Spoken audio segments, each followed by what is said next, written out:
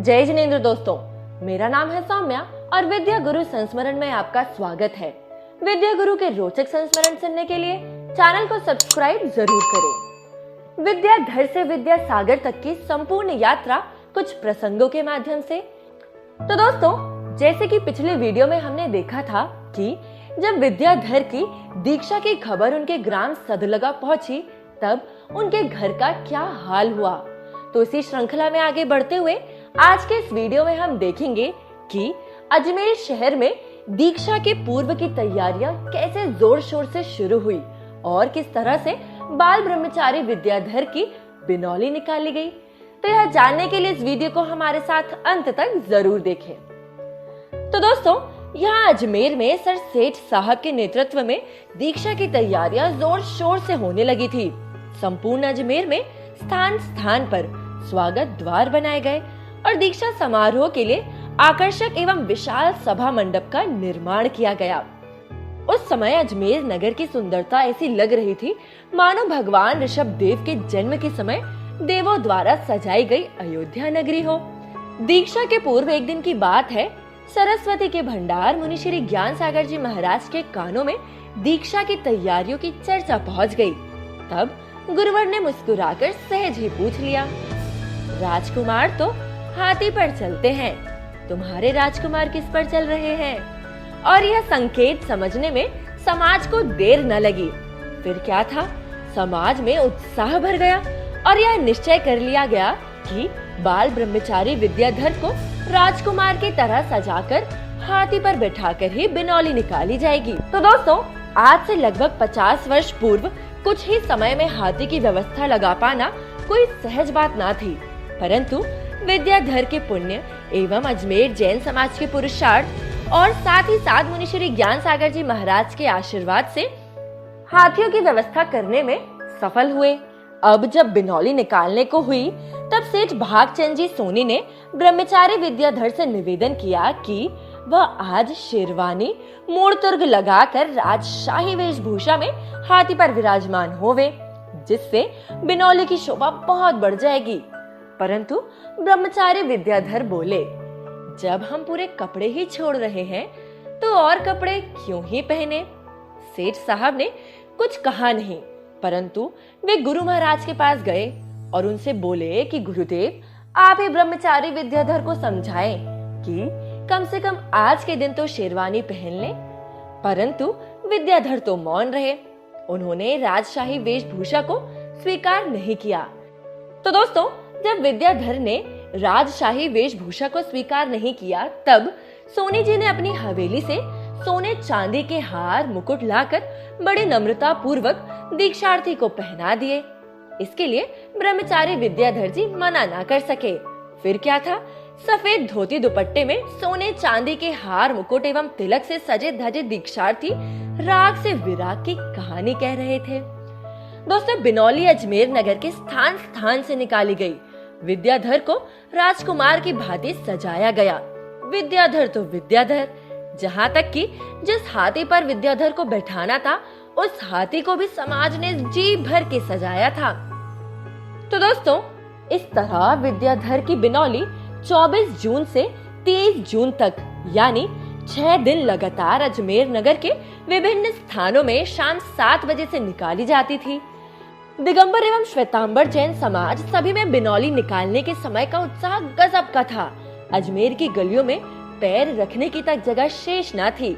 अजमेर की जनता ने दीक्षोन्मुख ब्रह्मचारी विद्याधर को जब ट्यूबलाइटों से घिरे हुए हाथी पर अपनी सादी पोशाक, धोती एवं दुपट्टे, हार और मुकुट से सजे वीतरागिता की ओर अग्रसर होने वाली मुद्रा में देखा, तो मानो सब वाह वाह ही करते रह गए। तो दोस्तों, इस तरह से विद्याधर की बिनौली निकाली गई। अब जब 5वां दिन आया, तो बिनौली के लिए एक नहीं बल्कि 7 हाथी लाए गए। 3 सर्कस के और 4 हाथी जयपुर से बुलवाए गए थे, जो कि विशेष आकर्षण के केंद्र बन गए थे। दीक्षा के दिन प्रातः काल तो 9 हाथी, 11 घोड़े, 11 बग्घियां, 4 ऊंट, 7 बैंड टोलियां एवं 4 ढोल नगाड़े की टोलियां शोभा यात्रा में शोभा बढ़ा रही थी। तो दोस्तों, इस अवसर पर बिनौली में भेंट स्वरूप आए 2500 रुपए का उपयोग शास्त्र प्रकाशन के लिए निर्णय किया गया था। दोस्तों, अब आया दिन दीक्षा के एक दिन पूर्व यानी 29 जून का। 29 जून की शाम को लगभग 8 बजे महावीर भैया मल्लू भैया के साथ अजमेर पहुंच जाते हैं और विद्याधर भैया की शाम को निकलने वाली अंतिम बिनौली देखने का सौभाग्य प्राप्त कर लेते हैं। जिस समय वह अजमेर से सोनी जी का नसिया का पता लगा रहे थे, तभी नसिया जी के पास वाले तिराहे से एक विशाल जुलूस निकल रहा था। उसमें हजारों लोगों की भीड़ थी। सजी धजी बग्घियां, हाथी, घोड़े, ऊंट आदि की सवारी, नगाड़े, बैंड पार्टियां एवं रंग बिरंगे जलते हुए ट्यूबलाइट और गैस बत्ती के लैंप सड़क के दोनों ओर से जुलूस के आगे आगे चल रहे थे। महावीर भैया और मल्लू भैया दोनों एक चबूतरे पर चढ़कर उस जुलूस को देखने लगे। जुलूस की भव्यता को देख उन्हें एक व्यक्ति से पूछा कि भैया ये क्या हो रहा है? तब उत्तर मिला, बिनौली निकल रही है। वह बिनौली नहीं समझते थे। उन्हें तो ऐसा लग रहा था कि किसी राजा महाराजा के यहाँ की बारात निकाली जा रही हो। पर तभी हाथी पर अपने प्यारे लाडले छोटे भाई को सजे धजे रूप में बैठे देखा तो वे अचंभित रह गए और स्वयं को भी नाचती गाती टोली में शामिल होने से रोक नहीं पाए। तभी विद्याधर की दृष्टि भी अपने बड़े भाई महावीर भैया द्वारा पहनी हुई गांधी टोपी पर पड़ी। गांधी टोपी देखकर विद्याधर भीड़ में भी समझ गए कि यह उनके बड़े भाई महावीर भैया है और उन्होंने अपने पीछे बैठे पंडित श्री विद्या कुमार जी सेठी को इशारे से बताया कि पंडित जी, महावीर भैया आ गए हैं। पंडित जी ने महावीर भैया को उसी हाथी पर बैठा लिया। तो दोस्तों, यह था बिनौली का दृश्य और इस दृश्य को आप अगर महसूस कर पाए तो यह क्षण बहुत ही मार्मिक है, क्योंकि जो भाई अपने छोटे भाई को वापस लेने के लिए आया है और वह यहाँ देखता है कि उसी भाई की एक राजा महाराजा की तरह बिनौली निकाली जा रही है, तो निश्चित ही वह भाई अपने छोटे भाई को गले लगाने से रोक नहीं पा रहा होगा। किंतु बिनौली के बाद क्या हुआ जरूर सुनिए। बिनौली के बाद की बात है, महावीर भैया एवं मल्लू भैया दीक्षार्थी विद्याधर भैया जी के पास गुरुवर श्री ज्ञान सागर जी महाराज के कक्ष में पहुँचे। वहाँ उपस्थित श्रावकों ने गुरुवर को महावीर भैया का परिचय दिया। तब गुरुवर ने खुश होकर उनके सर पर पिच्छी से आशीर्वाद दिया और विद्याधर की ओर देखकर इशारे से कहा, इन्हें लेने आए हो क्या? महावीर भैया ने हाथ जोड़कर कहा, जी गुरुदेव, माता पिता ने हमें इनको एक बार घर ले जाने के लिए ही भेजा है। तब गुरुवर मुस्कुराकर बोले, वह जाए तो ले जाओ उसे। महावीर भैया ने बिना अवसर गवाए पास में बैठे विद्याधर को कन्नड़ भाषा में समझाना शुरू कर दिया कि घर की सारी स्थिति बताई। तब सब तरह से समझाया और अंत में कहा, बस एक बार माता पिता के पास चल विद्या, फिर तुझे जो निर्णय करना हो सो कर लेना। यह सुनने के बाद ब्रह्मचारी विद्याधर बोले, देखो भैया, मैं पिताजी का स्वभाव जानता हूँ। मैं तो आपके भरोसे ही घर से निकला हूँ। आप घर के मुखिया हैं, इसलिए माता पिता एवं भाई बहनों का ध्यान रखना है। यह बोलने के बाद अंत में विद्याधर बोले, इस मुनि वेश से ही इस जीवन का अंतिम विदाई देना है। मुनि बनकर ही इस भव से पार होना है। और यह सब सुनकर महावीर भैया मौन हो गए और करुण दृष्टि से गुरुवर की ओर देखने लगे।